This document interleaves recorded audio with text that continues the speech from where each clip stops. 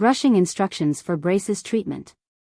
Proper brushing during braces treatment is essential to prevent plaque buildup, tooth decay, and gum issues. Follow these steps for effective oral care. 1. Rinse first. Rinse your mouth with water to loosen food particles stuck around your braces. After brushing, rinse with a fluoride mouthwash to promote healthier gums and enamel. 2. Use the right toothbrush.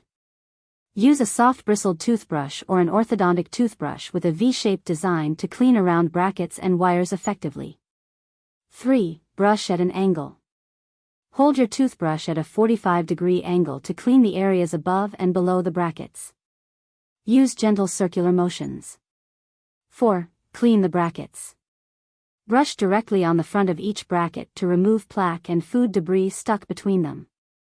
5. Brush all surfaces. Brush the outer, inner, and chewing surfaces of each tooth thoroughly. Don't forget to clean the gum line.